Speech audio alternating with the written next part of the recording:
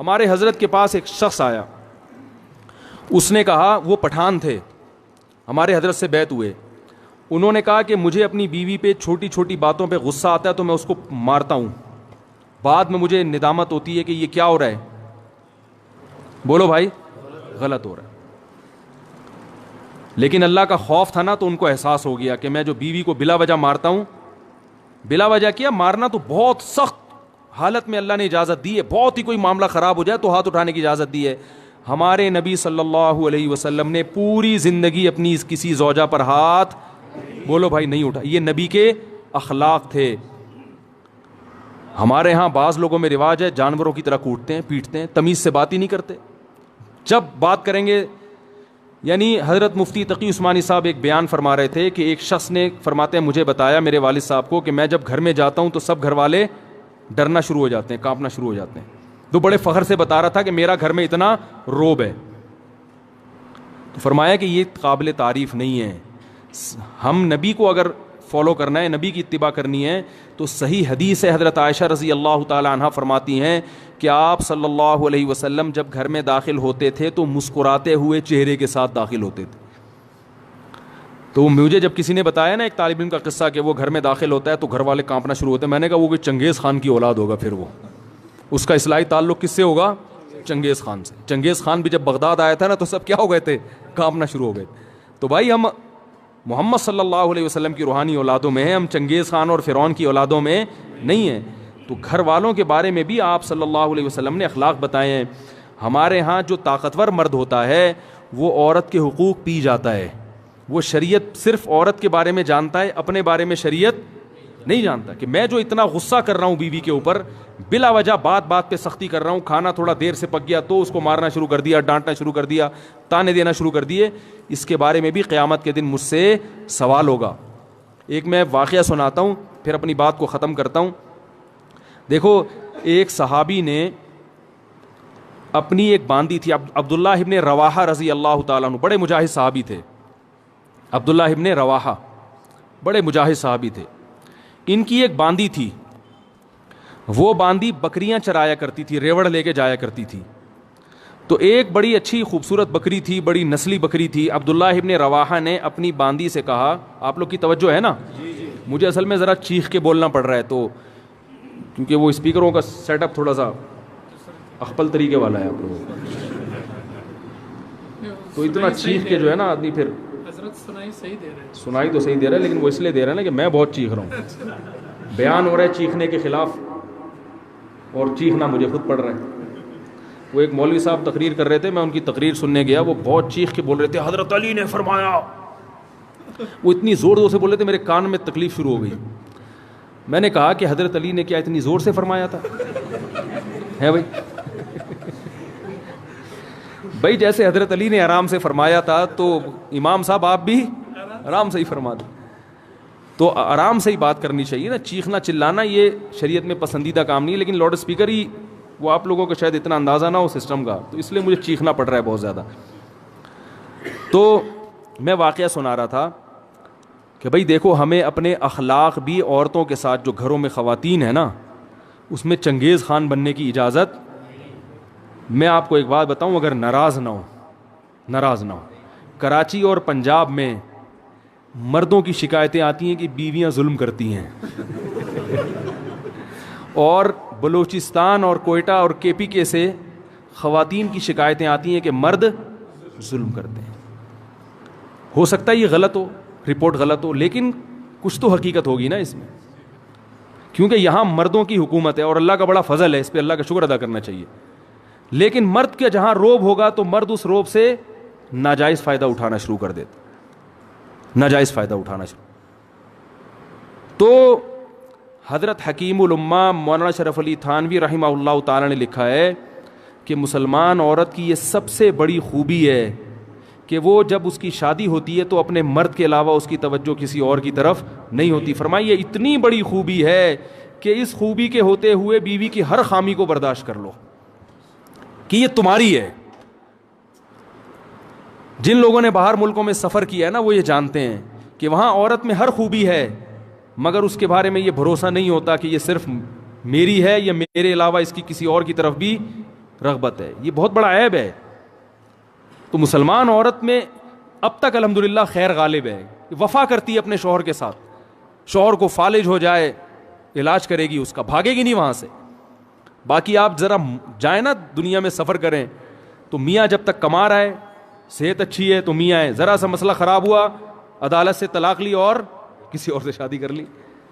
ہمارے ہاں خاندانوں میں جب نکاح ہوتا ہے تو زندگی بھر کے لیے ہوتا ہے, جب تک کوئی بہت سخت مشکل نہ ہو طلاق کی طرف نہیں جاتے.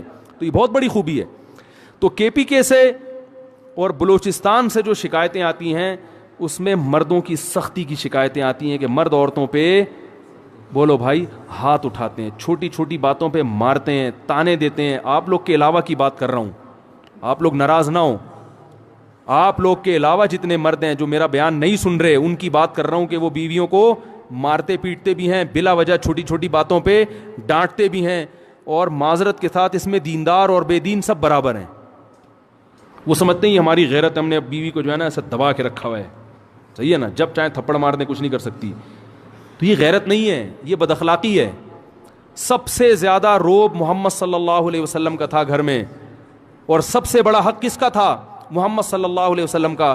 لیکن پوری زندگی آپ نے کسی زوجہ پہ ہاتھ نہیں اٹھایا. آپ کہیں گے کہ بھئی ان کی بیویاں اتنی فرما بردار تھیں, جو کہو کر دیتی ہوں گی. ایسا نہیں تھا, فرما بردار تو تھیں, لیکن میاں بیوی میں جو اونچ نیچ ہوتی ہے وہ ہمارے نبی کے گھر میں بھی ہوتی تھی. صحیح حدیث میں ہے کہ ایک مرتبہ آپ صلی اللہ علیہ وسلم اپنی بیویوں سے ناراض ہو کے 1 مہینے کے لیے گھر سے باہر چلے گئے. کیونکہ جب میاں بیوی کا رشتہ ہوتا ہے تو پیغمبر کا اور امتی کا رشتہ الگ ہے اور شوہر بیوی کا رشتہ الگ ہے. اور اللہ نے آپ کے گھر میں یہ واقعات اس لیے ہونے دیے تاکہ امت کو سبق ملے کہ بھائی اختلاف کے وقت کیا کرنا ہے. تو کتنا پریشان ہوئے ہوں گے کہ 1 مہینے کے لیے گھر سے غائب ہو گئے. فرمایا میں نہیں آؤں گا قریب کسی کے. اور جب 29 تاریخ ہوئی ہے نا تو گھر چلے گئے. صحابہ نے کہا یا رسول اللہ بھی 30 دن پورے نہیں ہوئے. آپ نے فرمایا مہینہ 29 کا تھا. ٹھیک ہے, مہینہ کس کا تھا؟ ناراضی کو ختم کر دیا. پھر لیکن ایسا نہیں کیا کہ ناراض ہوئے تو گھر میں چیزیں توڑنی پھوڑنی شروع کر دی ہوں اور اٹھا کے مارنا پیٹنا شروع کر دیا ہو, جو آج ہمارا حساب کتاب ہے. ہاں کوئی بہت ہی ٹیڑھی پسلی کی عورت ہے, بالکل ہی سدھرنے کا نام نہیں لے رہی, تو شریعت نے پھر مجبوری میں ہاتھ اٹھانے کی اجازت بھی دی ہے. لیکن ایسی عورتیں ہمارے معاشرے میں ان کا ریشو بہت کم ہوتا ہے, خاص طور پر ان علاقوں میں تو فرما برداری کا عنصر زیادہ ہے. تو اس میں ایک چیز میں ایک حدیث آپ کو سناتا ہوں, اس کے بعد اپنا بیان ختم کرتا ہوں. عبداللہ ابن رواحہ رضی اللہ تعالیٰ عنہ, عرب جو تھے نا یہ عورتوں پہ بڑے سخت ہوا کرتے تھے, خاص کر قریشی. جو قریش کے قریشی لوگ تھے نا یہ بیویوں پہ کیا ہوتے تھے؟ سخت ہوتے تھے. لیکن اسلام آنے کے بعد کیسے تبدیل ہوئے؟ عبداللہ ابن رواحہ رضی اللہ تعالیٰ عنہ نے نبی وہ اپنی باندی سے کہا کہ میری اس بکری کی خاص طور پر تم نے کیا کرنی ہے؟ حفاظت کرنی ہے. تو اللہ کی قدرت کہ وہ بھیڑیا آیا اور اس بکری کو کھا گیا. عبداللہ ابن رواحہ کا غصہ آیا اور انہوں نے 1 تھپڑ لگا دیا باندی کے, صرف 1 تھپڑ مارا ہے, بیوی کے نہیں بلکہ, حالانکہ باندی کا درجہ بیوی سے, باندی تو نوکر ہوتی ہے نا, غلام ہے, لونڈی ہے, اس کا وہ مقام تھوڑی ہے جو بیوی کا ہے. 1 تھپڑ لگا دیا. عبداللہ ابن رواحہ رضی اللہ تعالیٰ عنہ چونکہ مسلمان ہو چکے تھے نا, زمانہ جاہلیت میں تو ہوتے تو 20-30 تھپڑ مار دیتے کہ بھئی اس نے غلطی کی ہے. ہم ہوتے ہم کیا کہتے ہیں, یار بھیڑیے نے کھانا تھا تو اسی بکری کو کھانا تھا ہے بھائی, اور بکریاں نظر نہیں آئیں, اس کا مطلب تمہارے بھیڑیے کے ساتھ کیا ہیں؟ تعلقات ہیں. ٹھیک ہے, تم نے مخبری کی ہے بھیڑیے کو, اسی کو کھاؤ آ کے. 10 باتیں سوچتے اور منفی ذہن چلتا. عبداللہ ابن رواحہ نے غصے میں 1 تھپڑ لگایا, مگر ندامت ہوئی. کیوں؟ اسلام لا چکے ہیں, ان کو پتا ہے کہ ایک ایک عمل کا قیامت کے دن جواب بولو بھائی دینا پڑے گا. اگر اس میں باندی کی غلطی نہیں تھی تو میرا تھپڑ قیامت کے دن اعمال میں لکھا جائے گا, اور عین ممکن ہے کہ باندی کی غلطی نہ ہو, کیونکہ بھیڑیا جب آتا ہے تو وہ تو نگرانی کے باوجود کھا جاتا ہے. اب احساس ہوا تو رسول اللہ صلی اللہ علیہ وسلم کے پاس آئے, عرض کیا یا رسول اللہ میں نے باندی کو تھپڑ مار دیا, کیا مجھ سے ظلم تو نہیں ہوا؟ مختصر سنا رہا ہوں حدیث. آپ صلی اللہ علیہ وسلم نے صحابی کو حکم دیا کہ اس باندی کو آزاد کر دو. اس وقت آج کے حساب سے دیکھا جائے تو باندی کی قیمت کروڑوں اربوں روپے بنتی تھی. سب سے مہنگا مال کیا ہوتا تھا اس زمانے میں؟ باندی. ایک تھپڑ کے بدلے میں نبی نے کیا حکم دیا؟ اگر جہنم کی آگ سے بچنا چاہتے ہو تو اس کو آزاد کر دو. عبداللہ ابن مسعود رضی اللہ تعالیٰ عنہ نے ایک دفعہ اپنے غلام کو مارا. وہ بھی غلام تھا، نوکر تھا، بیوی نہیں تھی. غلام کا مقام تو بیوی سے کم ہوتا ہے. جب مارا تو آپ صلی اللہ علیہ وسلم نے کیا حکم دیا؟ فرمایا اللہ اقدر علیک منک علیہ. اے ابن مسعود، جتنی تجھے اپنے غلام پہ قدرت ہے نا، اللہ کو تجھے اس سے بھی زیادہ قدرت، اللہ کو تجھ پر اس سے بھی زیادہ قدرت ہے. تو آج اس کو مار رہا ہے اس لیے کہ تیرا نوکر ہے، یہ کچھ نہیں کر سکتا. اللہ تیرے گناہوں پر اگر سزا دینا تو بھی کچھ نہیں کر سکتا، کیونکہ اللہ کو تجھ سے بھی زیادہ طاقت ہے. تو جیسے تو یہ چاہتا ہے کہ تیری خطاؤں کو اللہ معاف کرے، تو بھی اپنے ماتحتوں کی غلطیوں کو معاف کر. عبداللہ ابن مسعود رضی اللہ تعالیٰ عنہ ڈر گئے.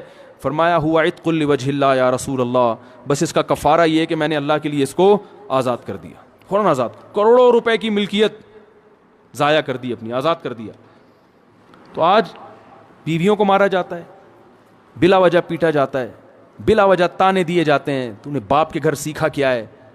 تیرے باپ نے تجھے تربیت نہیں کی، تیری ماں نے تجھے سکھایا نہیں ہے. یہ کتنے برے تانے ہیں بد اخلاقی والے. بھائی کوئی خامی ہے تو محبت سے انسان بتا دے. ہمارے ہاں اصلاح کا عنصر کم ہوتا ہے، تانے دینے کا عنصر بولو بھائی زیادہ ہوتا ہے. تو بھائی یہ اگر آپ اس طرح سے کریں گے تو کل قیامت کے دن اس کا جواب اللہ کو بولو بھائی دینا پڑے گا.